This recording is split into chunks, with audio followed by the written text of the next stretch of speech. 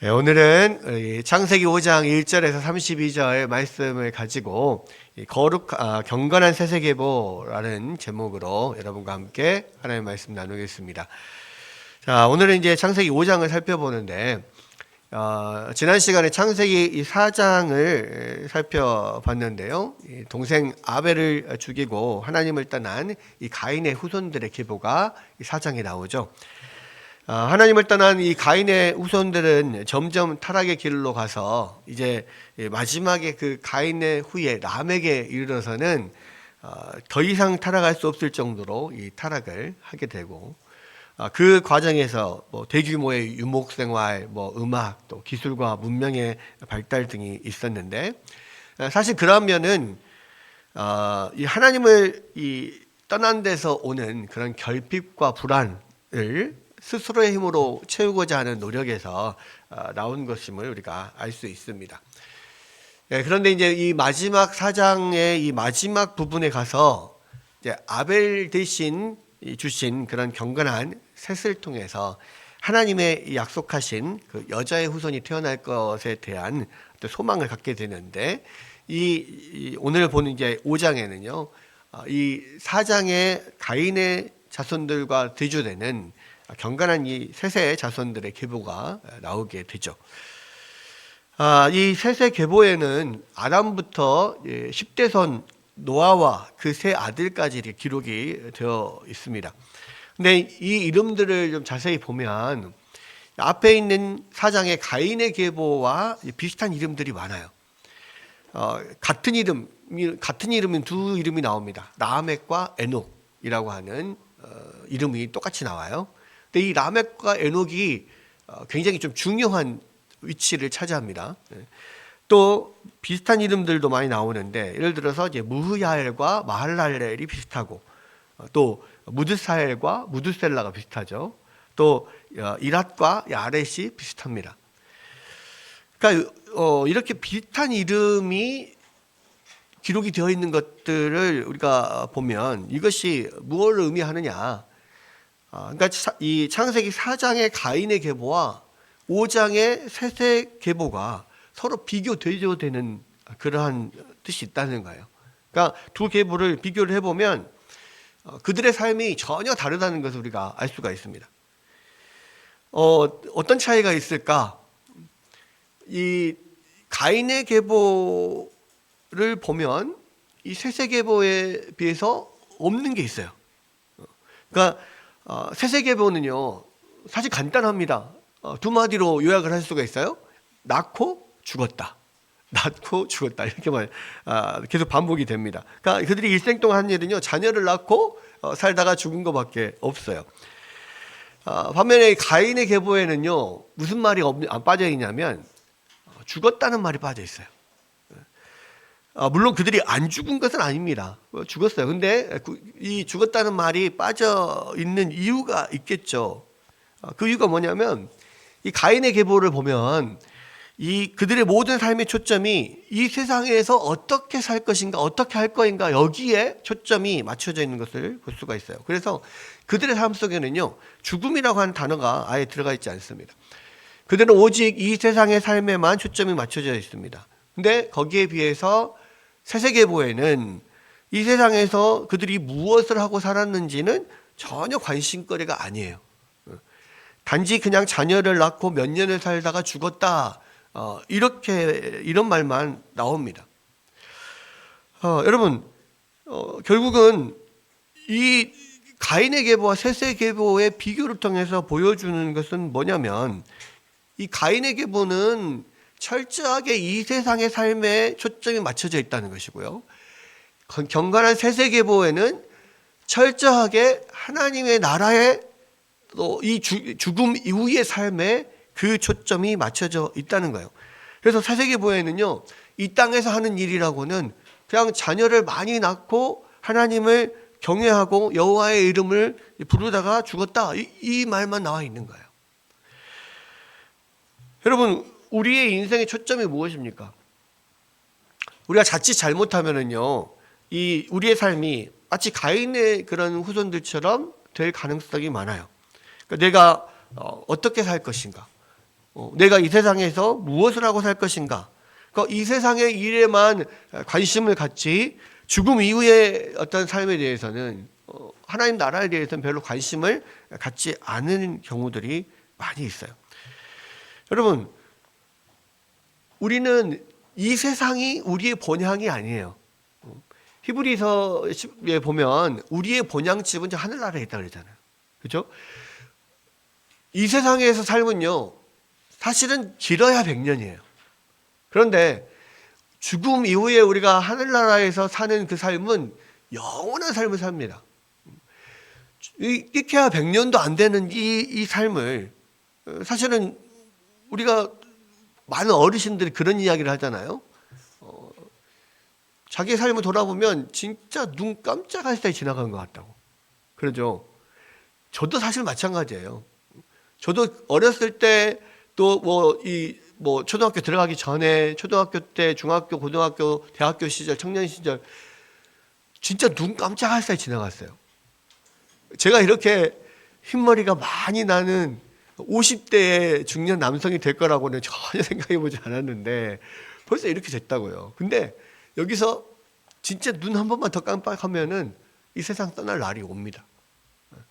그 인생은, 우리의 삶은 정말 화살과 같이 빠르다 그랬죠. 그러니까 쏜살같이 지나간다는 이야기가 무슨 말인지 아시죠?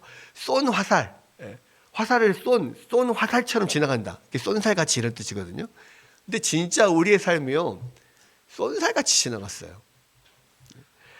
여러분, 이 100년도 안 된 이 짧은 삶에 내가 어떻게 무엇을 하고 어떻게 살 것인가, 이것에만 초점을 맞추고 사는 것은요, 가인의 후예들과 똑같은 삶이에요. 근데 경건한 셋의 자손들은 이 땅에 초점을 맞추지 않습니다. 죽음 이후의 삶, 하나님과 함께하는 삶. 이 땅에 살더라도 이 세상을 바라보며 사는 게 아니라 하나님을 바라보고 이 죽음 이후에 그런 우리가 갈 천국을 바라보고 사는 것, 그것이 셋의 후예들이 하는 일이거든요. 우리가 지금 어떤 삶을 살고 있는지, 우리가 가인의 후예 같이 살고 있는지 셋의 후예 같이 살고 있는지, 여러분 우리가 스스로 우리 자신을 돌아봐야 되는 거예요. 또 하나 우리가 이 계보를 통해서 좀 생각해 볼 것은 뭐냐면, 이 셋의 계보에는 지금 이 아담부터 노아까지 10대가 기록이 되어 있잖아요. 10대가. 근데 이 10대가 전부가 아닙니다. 그러니까 성경의 계보를 보면 목적에 따라서 중간중간 그 예보가 삭제되어 있는 경우가 많아요. 예를 들자면 이 마태복음에 보면 계보가 쭉 1장부터 계보가 쭉 나옵니다. 근데 이 마태복음의 계보는요, 이 아담부터 다윗까지 14대가 아담이 아니야, 아브라함부터 다윗까지 14대가 기록되어 있어요. 또 다윗부터 바벨론 유수까지 또 14대가 기록되어 있고, 또 그 바벨론 유수에부터 예수님 탄생할 때까지 14대가 기록되어 있습니다. 근데 이 14대씩 끊어서 기록이 되어 있는 것은 이유가 있어요. 목적이 있단 말이에요. 마태복음의 1장 1절이 뭐냐면, 아브라함과 다윗의 자손 예수 그리스도의 계보다 이렇게 나와요. 그러니까 예수 그리스도께서 아브라함과 다윗의 자손이라는 것을 강조하기 위해서 일부러 14대씩 끊어서 그렇게 기록을 했다는 겁니다. 근데 왜 14대씩 끊어서 기록을 했냐?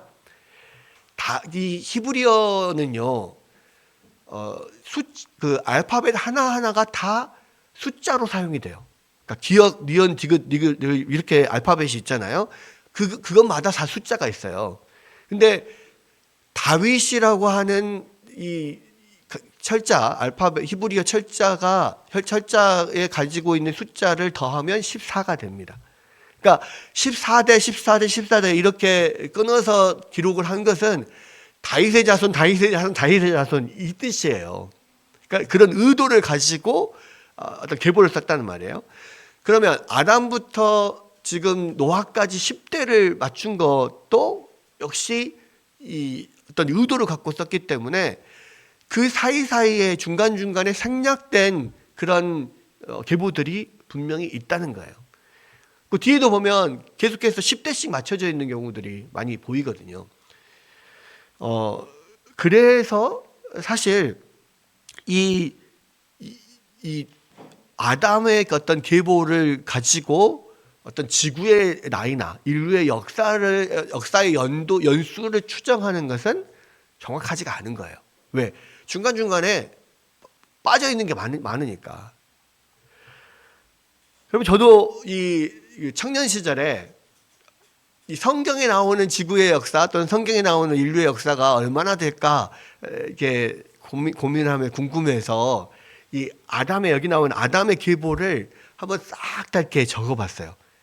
아담이 이 몇 살에 누구를 낳고 몇 살까지 자녀를 낳았다가 몇 세에 죽었다. 또 그 아들은 몇 살에 누구를 낳고 그거를 다 이렇게 적어보면 쭉 이어보면 쭉 그 하나의 연대기가 완성이 되잖아요. 제가 그게 쭉 해봤는데 결국에는 성경에 나온 연대기로 계산을 할 수 있는 거는 이 아담부터 아브라함까지 한 2000년 정도 되고 또 아브라함부터 이 예수님까지 한 2000년, 그다음에 예수님부터 우리까지 한 2000년. 그래서 성경에 나온 인류 역사를 보면 한 6000년 정도 지금 됩니다.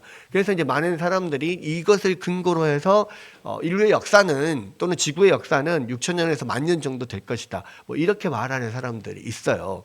그런데 이것이 정확하지 않다는 거예요. 왜? 중간중간에 이게 계보에 빠져 있는 게 많이 있기 때문에. 그러니까 선택적으로 기록된 계보이기 때문에 이것만을 계산해서 어떤 지구의 역사나 인류의 역사를 어떤 연대를 추정할 수 없다는 거예요. 그런데 한 가지 확실한 건 있습니다. 뭐냐면 적어도 이 진화론에서 말하는 것처럼 이 지구의 역사가 45억 년 정도나 되는 그렇게 오랜 세월이 걸렸을 것이다라고 생각하기는 어렵다는 거죠. 왜 그러냐면 하나님께서 천지를 창조하실 때 아담을 만드실 때 여러분 아담을 아기 상태에서 태어나게 하셨습니까? 아니면 성인 상태로 만들었습니까? 아담을 처음 만들 때 성인 상태로 만들었단 말이에요. 그 말은 해와 달과 별들을 만들 때도 이미 어떤 그 행성이나 항성의 어떤 별들의 나이가 이미 성년이 된 그런 나이로 만들 수 있다는 거예요. 그러니까 이미 몇십억 년 된 상태로 처음 만들 때 그렇게 만들 수 있다는 겁니다. 그렇기 때문에 그 과학자들은 무슨 방사선 동위 원소 연대 측정법 이런 것 가지고 몇 년이 됐다 이렇게 측정을 하잖아요. 근데 그게 몇 년이 됐다고 해서 그것이 지구의 역사는 아닐 수 있다는 거예요. 왜? 처음부터 하나님께서 그냥 몇십억 년 된 거를 그냥 만들 수 있거든요. 그것에 대한 근거로서 우리가 예수님이 물로 포도주를 만드실 때, 그렇죠? 물로 순간 변해서 아주 좋은 상등품의 포도주를 만들었잖아요. 근데 그 포도주가 좋은 포도주가 되려면 아주 좋은 햇빛을 받고 아주 좋은 어떤 보관의 상태에서 적어도 몇십 년이 지나야만 좋은 포도주, 몇십 년이 숙성이 돼야지만 좋은 포도주가 되잖아요. 근데 그것을 순식간에 만들어버렸어요. 물로 포도주를 확 만들어버렸어요. 그러니까 한 번에 그냥 몇십 년 된 포도주를 그냥 만들 수 있단 말이에요. 그래서 사실은 그렇게 연대 측정법 이런 것들로 이렇게 지구의 나이를 이렇게 환산하는 것은 별로 큰 의미가 없다는 거예요. 그래서 이제 확실한 것은 뭐냐면 적어도 진화론에서 주장하는 것처럼 또는 과학자들이 말하는 것처럼 지구의 나이가 그렇게까지 오래되지 않을 수 있다. 라는 것을 우리가 알 수가 있습니다. 그러나 분명한 것은 지난번에도 말씀드렸던 것처럼 성경은 과학책이 아니기 때문에 성경을 가지고 무슨 과학적으로 뭔가를 발견하고 증명하려면 그것은 사실 맞지 않는 거예요. 어쨌든 이 계보를 통해서 우리가 알 수 있는 것은 계보 사이사이에 중간중간에 많이 생략되어 있고 선택적으로 기록되어 있다라고 하는 것, 우리가 먼저 그걸 생각할 수 있고, 선택적으로 기록이 되어 있다는 것은 그것을 기록한 목적이 있는데 그 기록한 목적이 바로 가인의 4장에 나오는 가인의 계보와 5장에 나오는 셋의 계보를 비교 대조해봐라 라는 의도라는 거예요. 그래서 이 시대에 우리가 이 땅을 살아갈 때 우리의 삶이 어디에 초점을 두어야 되느냐, 이것을 지금 보여주고 있다라고 하는 겁니다. 그런데 이 5장에 나오는 계보를 쭉 살펴보면요, 주로 이제 그 계보에는 계보가 좀 기록되어 있는 어떤 그 법칙이라고 할까요? 그게 이제 있어요. 법칙이 있습니다. 그러니까 무슨 이야기냐? 어떤 식으로 이렇게 구조가 기록이 되어 있냐면, 누가 몇 살에 누구를 낳고 몇 년 동안 살면서 자녀를 낳았다가 몇 세에 죽었다. 이게 어떤 지금 계보가 기록되어 있는 하나의 틀이에요, 틀. 근데 여러분, 성경에 어떤 같은 틀로 쭉 기록이 돼 있다가 뭔가 조금 다른 틀에서 벗어나는 예외적인 뭐가 나온다. 그러면 그게 바로 그 벗어나는 예외적인 부분이 그 성경에서 강조되는 부분일 거 아니에요. 그죠? 지금 이 5장의 계보를 보면 그냥 쭉 그냥 그 틀대로 나가다가 세 군데가 조금 다른 형식으로 되어 있는 데가 나옵니다. 첫 번째는 어디서 나올까요? 첫 번째는 처음 딱 아담이 등장할 때 좀 뭐 부연 설명이 많아요. 그 다음에 쭉 가다가 두 번째 어디가 보면 좀 달라진가요? 어느 부분? 에녹, 그렇죠. 에녹 부분에 관해서 좀 달라져요. 그 다음에 쭉 가다가 어디 부분, 마지막에 어디 부분에서 달라집니까? 네, 노아. 사실은 노아 앞에 라멕, 노아의 아버지인 라멕 부분에서 좀 달라져요. 그렇죠? 근데 이 가인의 계보와 셋의 계보에서 아담은 똑같이 출발을 합니다. 근데 이제 아담 다음에 가인의 계열로 쭉 써져 있는 계보가 있고, 4장에. 그다음에 아담 다음에 셋의 계열로 써져 있는 계보가 5장에 나와요. 여러분, 아담은 여기서 보면 이렇게 되어 있죠. 아담이 처음에 등장을 할 때 뭐라고 되어 있냐면, 이것은 아담의 계보를 적은 책이니라. 하나님이 사람을 창조하실 때에 하나님의 모양대로 지으시되 남자와 여자를 창조하셨고, 그들이 창조되던 날에 하나님이 그들에게 복을 주시고 그들의 이름을 사람이라 일컬으셨더라. 그 다음에 아담은 130세의 자기 모양 곧 자기의 형상과 같은 아들을 낳아 이름을 셋이라 하였고, 아담은 셋을 낳은 후 800년을 지내며 자녀들을 낳았으며. 자, 이 아담에 관련 뒷부분에서는 이제 전형적인 틀로 기록이 되어 있는데, 앞부분에서는 좀 다르죠. 이게 아담의 계보를 적은 책이다라고 이야기를 했고, 하나님이 이 사람을 창조하실 때 남자와 여자를 창조하셨고 복을 그들에게 주셔서 이름을 사람이라 했다. 그래서 이 아담이 사람을 하나님 만드신 그 첫 사람이라는 거, 또 하나님이 그들에게 복을 주셨다는 거, 뭐 이런 것들, 그리고 자기의 형상과 모양대로 만드셨다라고 하는 이런 부분들이 강조되어 있고, 그리고 아담도 자기의 모양, 자기의 형상대로 아들을 낳았다. 이렇게 이것이 강조되어 있습니다. 이것은 뭐예요? 우리가 인간은 하나님의 형상대로 만들어진 하나님의 복을 받은 존재들이다. 또 하나님의 형상대로 만들어졌기 때문에 우리가 이 땅에서 하나님의 대리인으로서 왕과 선지자와 제사장과 같은 그런 역할을 하는 그런 존재로서 만들어졌다. 이것이 강조가 됐어요. 그리고 아담도 자기의 형상과 같은 아들을 낳았다라고 한 것은 바로 그 하나님의 형상이 이어지는 거죠.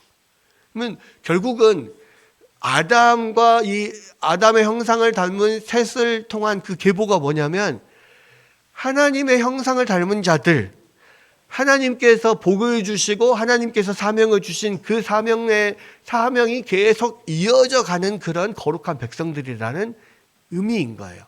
그래서 셋의 계보는 거룩한 경건한 하나님의 자녀들의 계보로 이어지고 있구나, 이것을 알 수가 있어요. 그런데 가인의 계보는 전혀 그런 말이 나오지 않죠. 그것은 하나님의 형상을 떠나 있고 하나님의 복에서 떠나 있는 그런 죄인들의 계보다.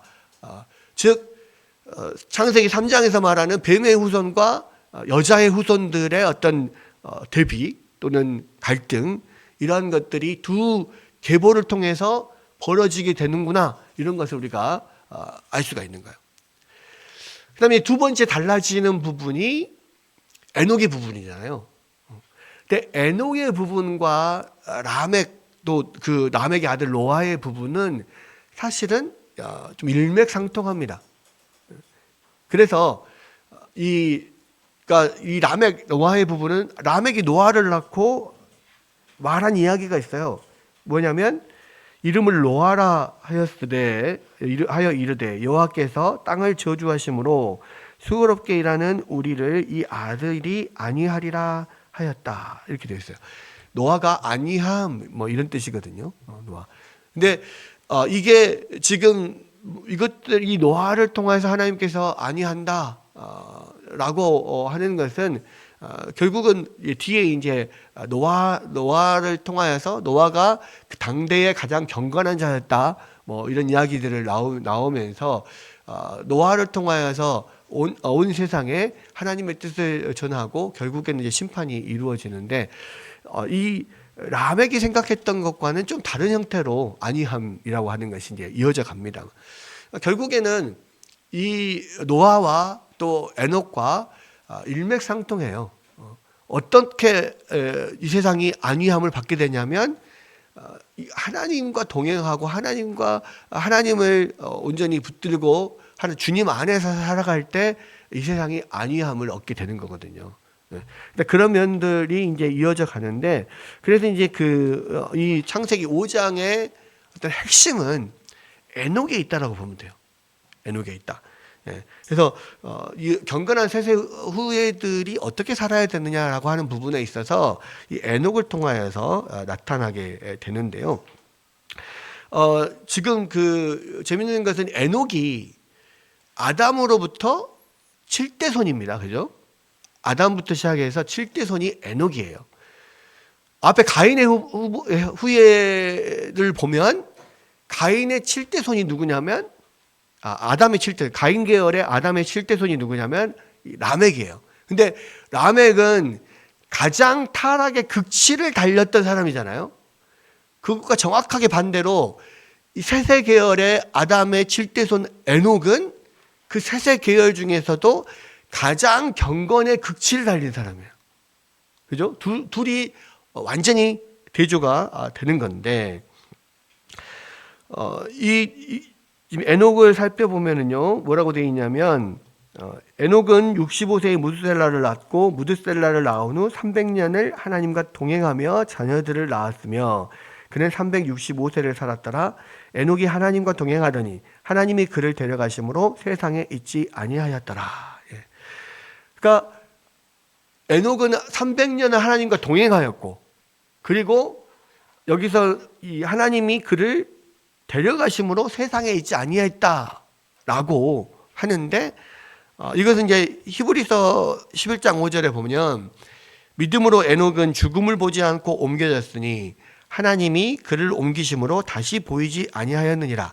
그는 옮겨지기 전에 하나님을 기쁘시게 하는 자라 하는 증거를 받았느니라. 이렇게 기록이 되어 있어요. 그래서 여기에서 이 하나님이 데려가셨다, 이 말은 에녹이 죽지 않고 하나님과 동행하다가 죽지 않고 하나님 나라에 들어갔구나, 히브리서를 통해서 우리가 알 수가 있는 거죠. 여러분, 히브리서 11장에는 많은 믿음의 사람들이 나와요.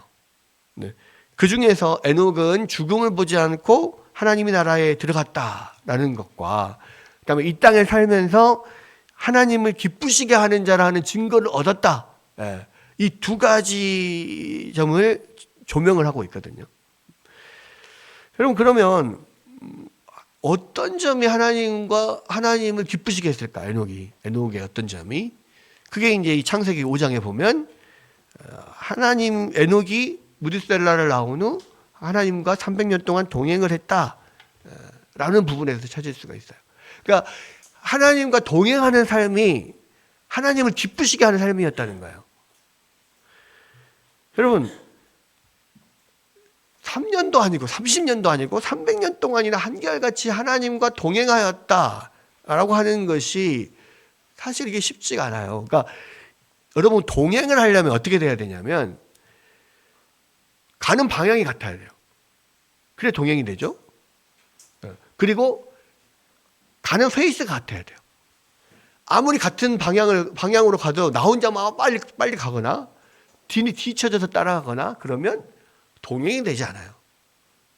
그 말은 무슨 말이냐면 에녹은 하나님과 이렇게 평생 300년 동안 살아가면서 하나님을 동행했다는 것은 하나님이 이끄시는 방향대로, 하나님이 원하시는 그 방향대로 또 하나님과 보조를 맞춰서 잘 따라갔다는 거예요.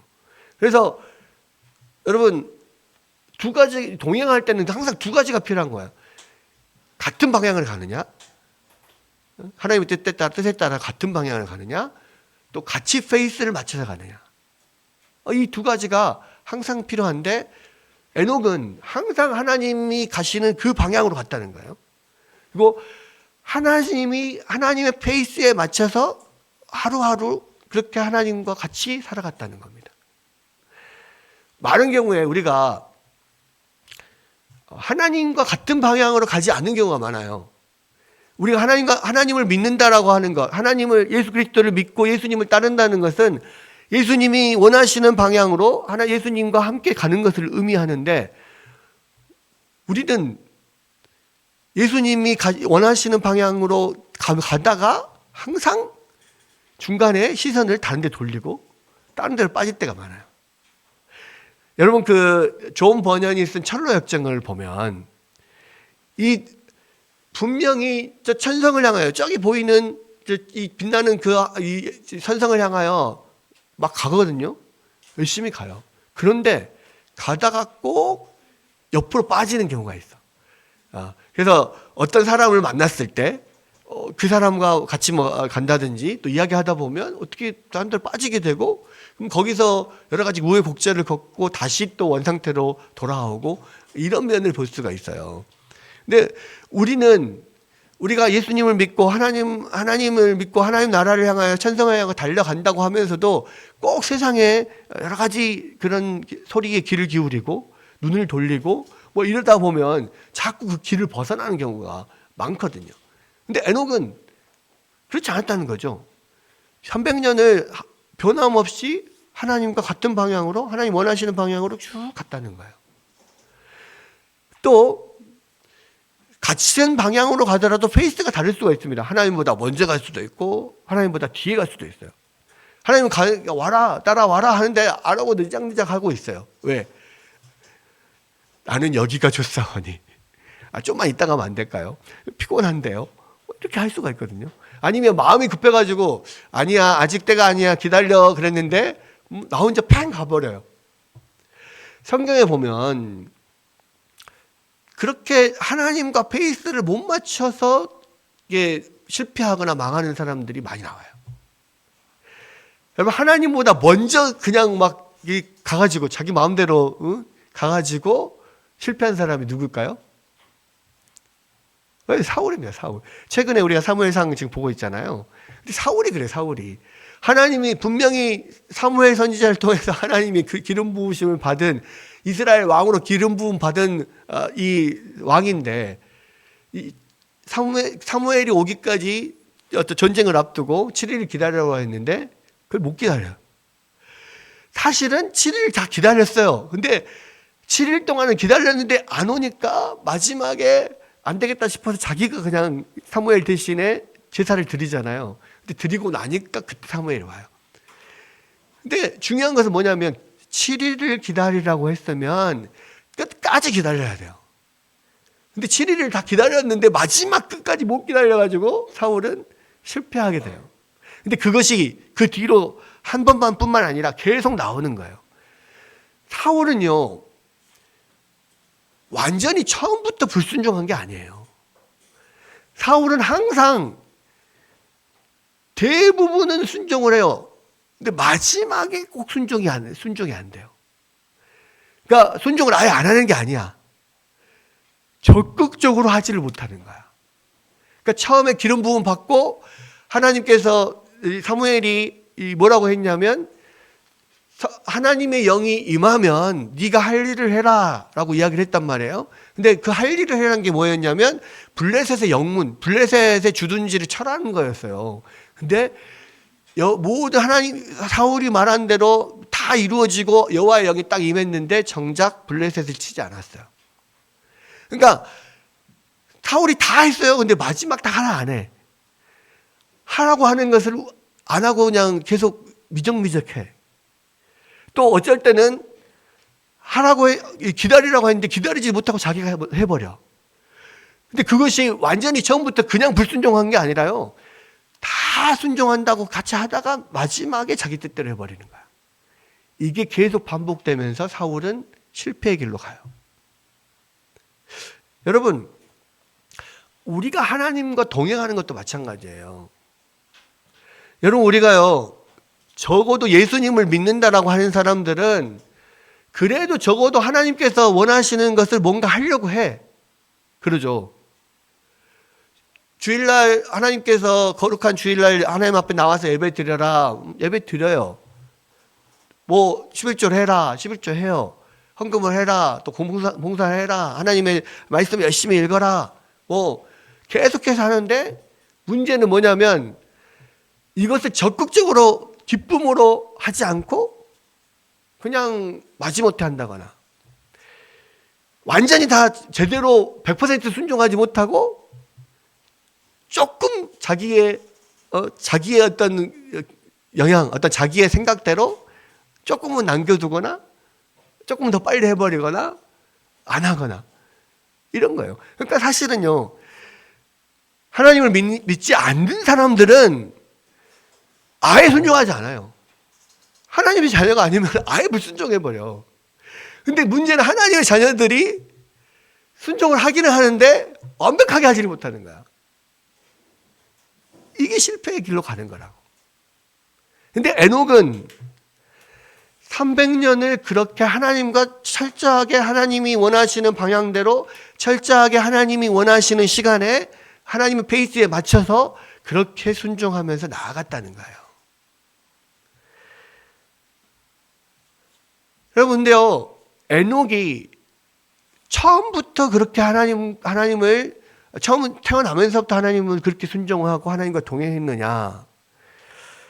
그럼 오늘 말씀을 자세히 들여다보면 뭐라고 되어 있냐면 에녹은 65세에 무드셀라를 낳았고 무드셀라를 낳은 후 300년을 하나님과 동행하며 자녀들을 낳았다 그랬어요. 여러분, 언제부터 하나님과 동행했다고요? 무드셀라를 낳은 후. 무드셀라를 낳은 후. 그럼 왜 무드셀라를 낳은 후부터 동행을 했을까? 우리가 그 무드셀라라고 하는 그 이름에서 우리가 어느 정도 그 사실을 추정을 해볼 수가 있어요. 자, 무드셀라의 이름이 원래 메투셀라거든요. 메투가 뭐냐면 성인 남자라는 뜻이에요. 메투, 성인 남자. 샬라흐, 이거는 병기, 창, 그런 뜻입니다. 그러니까 무드셀라의 이름이 뭐냐면 창의 사람, 병기의 사람, 이런 뜻이에요. 그러니까 창 던지는 사람, 창잡이, 뭐 이런 뜻이란 말이에요. 근데 이게 어떤 한 신학자가 이런 이야기를 했어요. 이게 단순히 그냥 창을 던지는 사람, 병기의 사람이라는 의미가 아니라 다른 의미가 있다. 뭐냐면 옛날 부족 국가 시대에는 부족 간의 싸움이 있으면 그 부족 마을에 가장 선봉에 창을 가장 잘 던지는 사람이 섰다고 해요. 그래서 이 창 던지는 사람, 창잡이가 둘이서 이 1대1로 맞붙는 거예요. 그래서 거기에서 이기면 그 마을이 승리를 하는 거야. 이게 마치 우리 삼국지에서 양쪽에 장수들 둘이서 나와가지고 막 1대1로 싸워가지고 이기면 이렇게 막 이렇게 돌격해서 승리하고 막 이런 게 나오잖아요. 다윗과 골리앗도 마찬가지. 블레셋과 이스라엘 싸움에서 다윗과 골리앗의 두 사람의 싸움에서 승자가 이긴 거잖아요. 다윗이 이겨버리니까 그 말도 안 되는 그런 병기도 별로 없는 그런 이스라엘이 블레셋을 이겨버려요. 약간 그런 의미라는 거죠. 그러니까 그래서 이 창 던지는 사람, 창잡이, 뭐 병개의 사람이라고 하는 이름을 뜻을 가지고 있는 그 뜻은 뭐냐면 이 무드샬라가 죽으면 끝이다 이런 뜻이에요. 무드샬라가 죽으면 끝이에요. 왜? 창잡이가 죽으면 우리가 끝나는 거잖아. 네. 그래서 그런 의미가 있다. 어떤 학자가 그렇게 이야기를 합니다. 재밌는 게 뭐냐면요. 여러분, 제가 이제 청년 시절에 아담의 계보로부터 해서 쭉 제가 이 표를 그려봤다 그랬잖아요. 여러분 집에 가서 한번 표 한번 그려보세요. 여러분 재밌는 사실들을 많이 발견하게 됩니다. 네. 그러니까 아담부터 노아까지 다들 막 1000년 막 가까이 살잖아요. 그죠? 그러니까 10대가 1000년 가까이 살았으면 한 10,000년 정도 역사가 될 것 같은데 실제로는 한 2000년밖에 안 돼요. 왜 그러냐면 아담이 930살을 살았잖아요. 그런데 아담이 죽을 때쯤, 노아가 태어날 때쯤까지 이미 아담이 살아요. 살아 있어요. 쭉 이렇게 가면. 그런데 재밌는 건 뭐냐면 노아의 홍수가 노아가 600세 때 일어나거든요. 근데 그 노아의 홍수 전에 대부분의 조상들이 다 죽어요. 물론 아담은 조금 더 빨리 죽고요. 마지막에 이 노아의 홍수, 노아가 600세 되던 해, 그 해에 죽은 사람이 있어요. 마지막 끝까지 그 노아의 조상들 중에 다 죽어요. 근데 마지막에 죽은 사람이 누구냐면 무드셀라입니다. 무드셀라가 홍수가 나는 그 해에 죽어요. 그래서 제가 이걸 보면서 깜짝 놀랐던 적이 있어요. 왜? 아니 무드셀라가 홍수가 나던 해에 죽었다면 홍수가 나기 전에 하나님께서도 홍수로 심판하시기 전에 무드셀라가 죽었다면 다행인데 야 혹시 홍수에 찔려서 죽은 건 아니야? 막 이런 생각을 했었어요. 와 이거 만약에 무드셀라가 홍수에 쓸려 죽었다면 믿음의 조상 안에 못 들어가는 거잖아요. 그렇죠? 그리고 무드셀라가 만약 홍수에 쓸려 죽었다면 성경에서 가장 오래 산 사람 969세를 산 가장 오래 산 게 도대체 뭔 의미가 있냐. 그래서 되게 깜짝 놀랐던 게 있었어요. 근데 사실은 그건 아닌 것 같아요. 왜? 지금 이 경건한 셋의 자손이잖아요. 그러니까 적어도 이 셋의 자손 계보에 들어와 있는 사람은 어떤 하나님의 그 거룩한 경건 안에 들어와 있는 사람이고, 그렇게 하나님을 예배하고 자녀들을 이렇게 하나님 형상 닮은 자녀들을 낳으면서 살았던 사람이라는 것을 우리가 알 수가 있거든요. 그러니까 이게 그렇기 때문에 경건한 셋의 계보와 타락한 가인의 계보가 비교대조하고 있는 거거든. 그러니까 다행히 제가 이제 청년 때는 막 그런 생각 갖고 깜짝 놀랐는데 계속 공부를 하다 보니까 그래도 다행히 무드셀라가 홍수에 쓸려 죽지는 않았겠구나. 그리고 결국은 하나님의 은혜 가운데서 홍수 전에 죽게 되고 하나님께서 이 이름을 통해서 말씀하시는 것처럼 무드셀라가 죽으면 세상에 심판이 오는구나. 이것을 알 수 있다. 이렇게 생각을 할 수가 있어요. 그리고 그것에 대한 또 근거가 되는 구절이 있습니다. 뭐냐면 유다서 신약성경 맨 뒤에 보면 요한계시록 앞에 유다서가 있어요. 유다서 14절 15절에 보면 뭐라고 되어 있냐면 아담의 7대손 에녹이 이 사람들에 대하여도 예언하여 이르되 보라 주께서 그 수만의 거룩한 자와 함께 임하셨나니 이는 무사람을 심판하사 모든 경건하지 않은 자가 경건하지 않게 행한 모든 경건하지 않은 일과 또 경건하지 않은 죄인들이 주를 거슬러 한 모든 완악한 말로 말미암아 그들을 정죄하려 하심이라. 뭐냐면 아담의 7대손 에녹이 이 경건하지 않은 사람들을 향하여서 이 심판을 선포했다라는 거예요.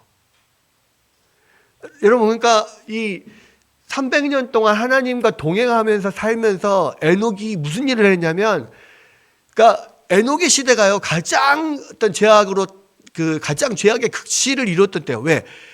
같은 동시대의 사람인 가인의 자손의 7대 손인 라멕 시대가 가장 지금 죄가 관영했던 시대잖아요. 근데 그 시대에 이 에녹이 살았단 말이에요. 그러죠. 그러니까 그것을 보면서 이 세상 사람들의 어떤 타락과 완악함을 보면서 에녹이 그들에게 심판을 선포했어요. 왜 심판을 선포했을까요? 하나님으로부터 심판에 대한 계시를 받았기 때문에 선포했을 거 아니에요. 그럼 그 계시를 어떻게 받았냐? 이 무드셀라가 나을 때 계시를 받았다는 거예요. 그래서 무드셀라의 이름을 무드셀라가 죽으면 끝이다. 무드셀라가 죽으면 심판이 있다라고 하는 메투셀라라고 이름을 지은 거라고 우리가 생각할 수 있다는 말이죠. 여러분, 결국은요, 에녹이 무드셀라를 낳고 하나님과 동행할 수 있었던 것은 뭐냐면 그에게 심판의 계시가 주어졌기 때문에 그래요. 이 세상이 무드셀라가 죽을 때쯤 하나님의 심판이 임할 거라고, 무드셀라가 몇 살에 죽을지는 몰라요. 그런데 분명한 것은 그것을 에녹이 그런 심판의 계시를 받았기 때문에 이 세상을 하나님을 떠난 불경하는 사람들, 많은 죄악 가운데 있는 사람들, 이 사람들에게 계속 하나님 심판이 있을 거라고 계속 선포를 했다는 거예요. 그리고 하나님과 동행하는 삶을 사는 거예요. 여러분, 우리도요 에녹과 동일하게 하나님의 심판의 계시를 받은 사람들이에요. 왜? 예수님께서 다시 오실 때 이 세상은 끝이 나고 사람들은 하나님의 심판대 앞에 서야 된다는 것을 우리는 계시를 받았잖아요. 우리 다 성경을 통해서 알고 있잖아요. 그죠? 그리고 그 심판 날이 멀지 않았다는 것을 알고 있어요. 우리는 계속 이야기합니다. 말세 지말에 산다. 이 마지막 때에 마지막 때에 살고 있다. 그리고 지금 우리가 성경에서 마태복음이나 그런 복음서에서 세상의 끝날에 이런 일이 일어나리라 라고 했던 예수님의 그 말씀이 요즘에 계속 이루어지는 것을 보잖아요. 나라와 나라가 분쟁하고 지진과 기근이 온 세상에 일어나고 이상 기후들이 일어나고 이상한 지도자들이 뽑히고 적그리스도가 등장, 여러 가지 많은 그런 세태의 현상들이요. 아, 진짜 예수님이 말씀하셨던 그 마지막 때가 다가오는구나. 우리가 누구나 알 수 있을 만큼 그렇게 그런 징후들을 느끼고 있어요. 여러분, 그런데 에녹은 그러한 심판의 계시를 받고 평생을 곧 하나님의 심판이 있다라고 하는 것 때문에 많은 사람들에게 그 심판을 선포하면서 그렇게 하나님과 동행하면서 살았어요. 근데 우리는 똑같이 에녹과 같이 똑같은 심판의 계시를 받았는데도 불구하고 그런 에녹처럼 하나님과 동행하며 심판을 선포하며 살지 못하고 있는 거야. 그리고 오히려 가인의 후손들처럼 그 심판과 상관없이 이 세상에서 어떻게 잘 먹고 잘 살 것인가 이것만 생각하고 살아가고 있는 거야. 여러분, 우리가 우리의 마음속에 여러 가지 삶의 문제들이 가득 차서 주님의 재림이나 심판이나 천국에 대한 생각은 아무런 생각을 하지 못하고 살아가고 있지는 않은가. 여러분, 어떤 여름 문학가 집사님이 한 분이 계셨는데요. 이분이 한 번은 몸이 좀 이상해서 병원에 가서 진단을 받았어요. 그랬더니 몇 가지 더 검사를 좀 받아봐라. 그래서 여러 가지 검사를 또 받았어요.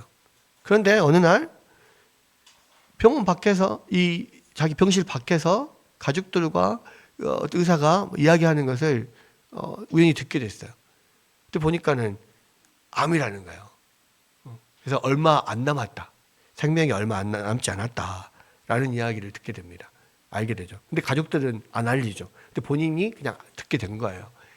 근데 이분이 처음에는 하늘이 무너진 것 같은 그런 마음이 들었다가 나는 그래도 하나님 믿는 사람이고 나는 이제 천국 가게 되는데 그럼 천국 갈 준비를 하자 이런 마음이 들었어요.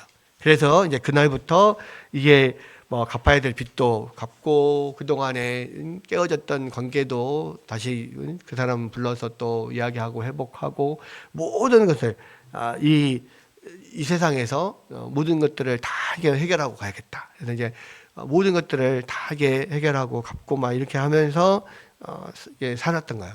근데 몇 달밖에 안 남았다고 하는데, 몇 달이 지나고 시간이 계속 지나는데 몸이 점점 나빠지는 게 아니라 점점 좋아지는 거야. 그래서 이상해서 이상하다 하고 있었더니 이제 다른 사람들이 그러면 다른 병원에 가서 한번 다시 검사를 받아봐라. 그래서 다른 병원에 가서 검사를 받았어요. 그랬더니 검사 결과 암이 아니래. 죽을 병이 아니라는 거야. 그래가지고 이제 오진이었던 것을 알고 이제 사람이 뭐 다행이다 한편으로는 그런 마음이 들었는데, 한편으로 옆에 사람들이 이제 그렇게 물어보는 거예요.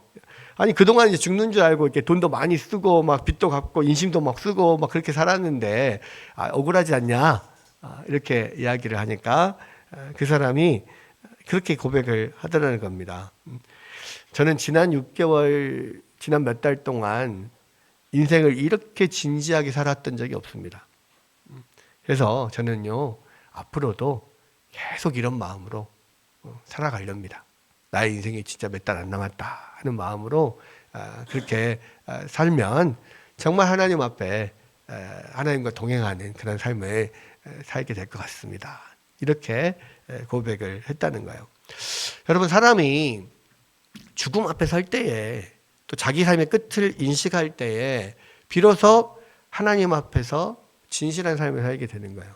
또 하나님을 붙들고 하나님이 기뻐하시는 그 길을 가고자 하는 그런 마음으로 살게 되는 겁니다. 여러분, 근데요, 우리는 당장 내일 죽지 않을 수 있어요. 그런데 분명한 건 뭐예요? 반드시 죽는다는 거예요. 그리고 당장 내일 예수님이 이 땅에 오지 않을 수 있어요. 그런데 분명한 건 뭐예요?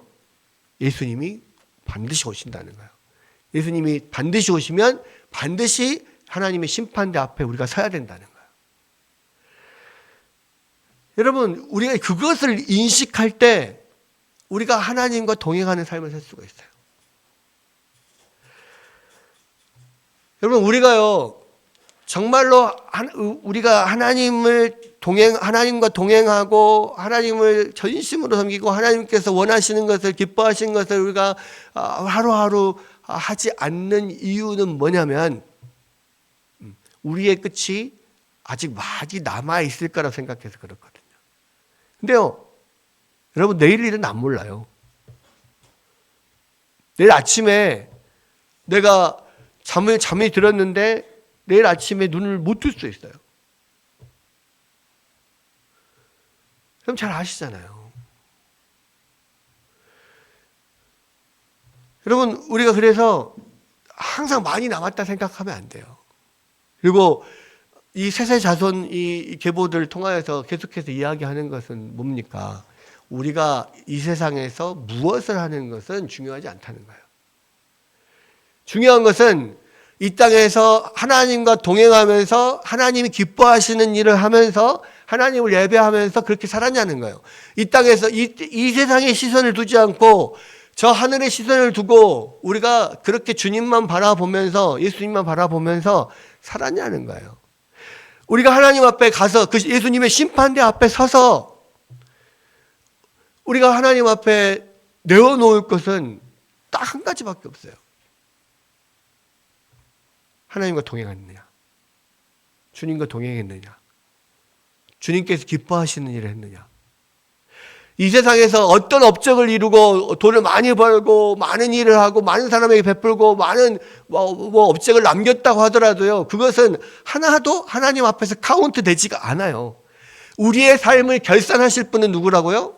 하나님이셔. 하나님께 카운트 되는 게 중요한 거야, 우리 안에서. 그래서 우리가 매주 드리는 예배, 예배가 항상 드리는 건데 뭐 중요하냐? 근데 중요해요. 왜? 이 예배는 하나님 앞에 카운터가 되니까요. 하나님 말씀을 우리가 읽는 거, 하나님의 말씀을 공부하는 거 되게 중요해요. 왜요? 하나님과 동행하려면 하나님의 뜻을 알아야 되잖아. 그죠? 하나님과 같은 방향을 가려면 하나님의 뜻이 무엇인지를 알고 따라가야 되잖아요. 근데 하나님의 뜻을 아는 유일한 방법은 뭐예요? 하나님의 말씀을 공부하는 거예요. 성경을 공부하는 거라고. 여러분, 지금도 많은 사람들이 직통 계시의 방법으로 하나님의 뜻을 알려고 합니다. 기도를 통해서, 막 계시를 통해서, 뭐 꿈과 환상을 통해서 뭔가 직접 나에게 하나님께서 하나님의 뜻을 알려주기를 바라고 또 그렇게 그 뜻을 알았다라고 하고 요즘에 그 유튜브에 보니까요. 그렇게 뭐 예언하는 사람들이 많아. 대한민국 누가 대통령이 될 것이며 그 이후에 어떤 일이 일어날 것인가. 막 유튜브에 보니까요. 뭐 그런 예언하는 사람이 엄청 많아. 근데 여러분, 그거 다 거짓말이에요. 왜 거짓말인지 아십니까? 웨스트민스터 신앙고백서, 우리의 장로교의 헌법이라고 하는 웨스트민스터 신앙고백서에 보면 제1장 1항이 성경에 관한 거거든요. 근데 제1장 1항에 뭐라고 되어 있냐면 성경이 기록된 이후에는 하나님이 과거에 자기 백성에게 자기의 뜻을 계시하던 방법은 지금 모두 중단되었다 이렇게 되어 있어요. 근데 과거에 하나님이 성경이 기록되기 전에 계시했던 방법이 뭐냐면 에녹처럼 하나님이 직접 나타나셔서 계시하거나 꿈과 환상과 뭐 이런 뭐 상징과 이런 것들을 통해서 계시하는 방법이었어요. 직접 계시죠. 근데 성경이 기록된 이후에는요. 그 모든 것들이 다 중단되었다고 되어 있어요. 오직 하나님의 뜻을 아는 방법은요, 성경밖에 없어요. 근데 무슨 지금 뭐 하나님의 뜻을 자기가 직통 계시를 받았다라고 예언을 하고 그딴 소리를 하고 있어요. 그거 다 거짓말이에요. 하나님의 뜻을 아는 유일한 방법은요, 성경이 66권 성경이 완성된 이후에는요, 오직 성경밖에 없어요. 그러니까 우리가 하나님의 뜻을 알려고 하면요, 성경을 공부해야 돼요. 성경을 배워야 돼요. 성경을 더 깊이 알 수 있도록 여러 가지 신앙 성경을 참고하고 읽고 또 성경을 잘 해설하는 설교들을 듣고 그렇게 하면서 공부를 해야 돼요. 여러분, 학교만 왔다 갔다 열심히 다닌다고 공부를 잘합니까? 학교만 열심히 12년을 동안 그냥 출석 잘하면 여러분 좋은 대학 갈 수 있습니까? 없어요. 공부를 하다못해 좋은 대학을 가려고 해도요, 공부를 해야 된다고, 자기가. 참고서도 갔다가, 교과서도 갔다가 자기가 공부를 해야 돼요. 의사가 되려고 하거나, 뭐 물리학을 공부한다고 해도 그런 세상의 어려운 학문들도 그것을 직접적으로 전문가에게 배우지 않으면 또 자기가 열심히 공부하지 않으면 그것을 알 수가 없잖아요. 아이디어를 전혀 알 수가 없잖아요. 그런데 이 성경은요, 하나님에 관한 이야기예요. 하나님의 말씀이라고. 세상의 물리학보다 의학보다 더 어려운 게 사실은 하나님의 말씀이에요. 하나님 우리가 어떻게 알겠어요. 근데 성경을 공부하지 않고 하나님의 뜻을 알 수 있다고요? 정말의 말씀입니다. 여러분, 그래서 지금 40년, 50년 교회를 다녔는데 하나님 뜻을 잘 압니까? 모르잖아요. 왜 몰라요? 공부를 안 해서 그런 거예요. 성경은 공부해야 돼요. 내가 열심히 스스로 그 관심을 갖고 공부하지 않으면 성적이 오르지 않는 것처럼, 좋은 대학 못 가는 것처럼, 성경을 관심을 갖고 자기가 열심히 공부하고 연구하고 하지 않으면요, 성경 알 수 없어요. 성경을 모르면요, 하나님 뜻을 알 수 없어요. 하나님 뜻을 모르면요, 하나님과 동행할 수 없어요. 하나님을 기쁘시게 할 수 없어요. 그러니까 가장 기본은 성경이에요. 하나님의 말씀을 아는 거라고. 여러분, 하나님과 동행하기 위해서는요, 하나님의 말씀은 하나님의 뜻을 잘 알아야 돼요. 그러니까 성경을 열심히 공부해야 돼요. 근데 성경을 열심히 공부하고 난 다음에 대부분은 하나님의 뜻을 잘 알면 순종하게 돼 있는데요. 또 그것도 잘 안 되는 사람들이 분명히 있어요. 하나님 뜻이 뭔지는 분명히 알겠지만 주저주저하고 확실하게 100% 순종이 안 되는 사람들이 있어요. 그런 사람들은 철저하게 주저하지 말고 하나님의 말씀을 붙잡고 믿음의 발걸음을 계속 옮겨야 돼요. 하나님의 뜻에 맞춰서 내가 나가야 된다고. 여러분, 이것이 하나님과 동행하는 삶이에요. 그렇게 살 때 우리가 정말 이 하나님이 예수 그리스도께서 말씀하신 대로 예수님 곧 다시 오신다 그 말씀 믿고 그 하나님의 나라에 초점을 맞춰서 이 땅을 살아갈 수 있는 거예요. 하나님의 말씀을 알지도 못하고 하나님의 말씀을 순종하려고 하는 의지도 없으면서 하나님과 동행할 수 있느냐? 절대로 그럴 수 없는 거죠. 어떤 사람은 그렇게 이야기할 수 있습니다. 물어볼 수 있어요. 목사님, 에녹은 성경을 공부하지 않았잖아요. 그렇죠. 에녹은 성경을 공부하지 않았습니다. 왜? 그때는 성경이 없었으니까. 하나님이 직접 계시해 주셨으니까. 그런데 분명한 것은 하나님의 뜻을 알려고 노력하고 하나님의 뜻을 순종하려고 노력하고 그렇게 평생을 살았던 거예요. 그럼 이 시대에도 마찬가지. 그 시대에도 하나님이 주셨던 계시의 방법이 있다면 이 시대에도 하나님 주셨던 계시의 방법이 있어요. 그게 성경이에요. 그러면 성경 말씀을 열심히 공부하고 그 뜻에 순종하면서 계속 따라가려고 하는 그 삶이 하나님과 동행하는 삶이고 하나님을 기쁘시게 하는 삶이다라는 거예요. 그럴 때 우리의 어떤 초점이 이 세상에 맞춰지지 않을 수 있고 우리의 초점이 하나님 나라에 맞춰질 수 있다는 거예요. 여러분, 이 말씀을 우리가 생각하면서 결국 이 창세기 5장에서 말하고자 하는 것은 뭐예요? 경건한 세세 계보가 보여주는 것은 이 세상에 일어나는 일은 아무것도 아니다.